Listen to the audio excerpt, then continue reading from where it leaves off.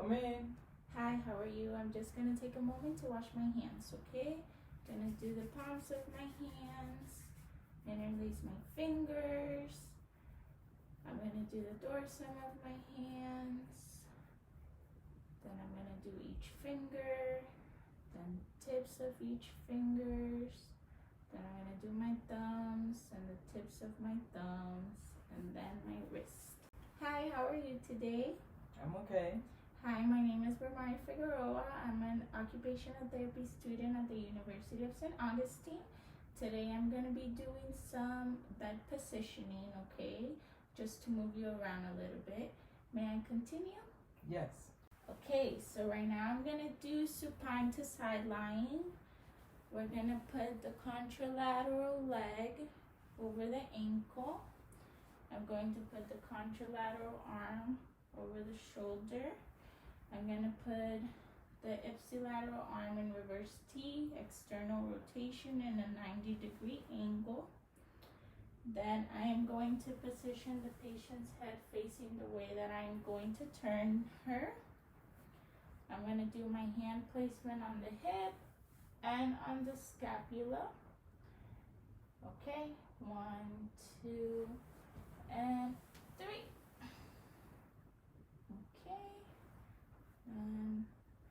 The pressure points are the malleoli, the lateral patella, the greater trochanter, the rib cage, the acromion, and the external meatus. I'm going to put the bed rail up. I'm going to make sure the patient has the call button. I'm also going to make sure I place a pillow on the patient's head. So go ahead and lift your head for me. And make sure the patient is comfortable. The next position I'm going to be doing is prone to side lying. So for this one, I'm going to make sure the patient's head is facing away from the side I'm going to turn her on.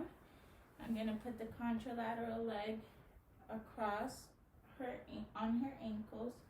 I'm going to make sure her arms are under her hips. My feet are going to be in a peace stance, and I put one hand on the hip and one hand on the shoulder. So ready? 1, 2, and 3. Then the pressure points are going to be the malleoli, the lateral patella, the greater trochanter,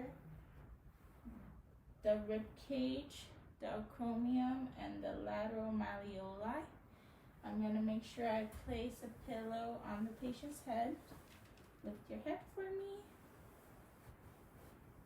Okay, and if the patient needs pressure point release, I would put a towel on the malleoli to make her comfortable. And then I can also put a pillow in front of her to release pressure from her arm. Next bed position I'm going to be doing is supine to prone.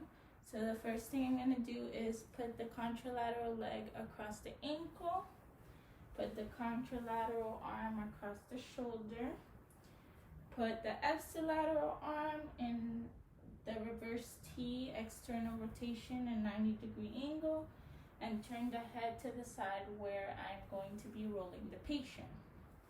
Then I'm going to place my hands on the hip and my other hand on the patient's shoulder. Ready? I'm going to be in a peace stance.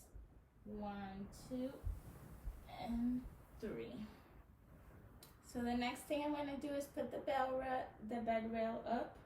I'm going to have to walk to the other side of the patient without taking my hands off the patient, so I can scoot her in the bed to continue the process to prone. I'm going to have to put my arm under the patient's shoulder and put my other arm kind of hugging her arm so I can scoot her upper body a little bit. Then I would do the same thing at the hip, and then I would reposition the legs by the ankles.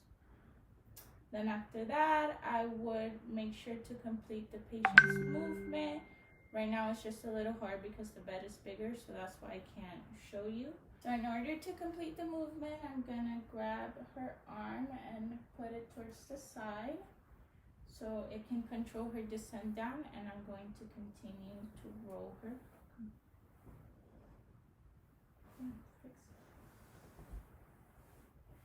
Then she is in prone position. I'm going to bring her arms back.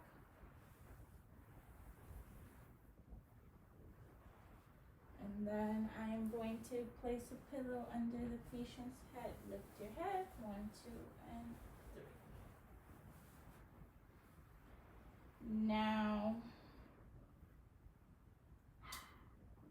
the pressure points in this position would be the malleolus, the patella, the femur, the thighs, the iliac crest, the sternum, the acromion, and the external meatus.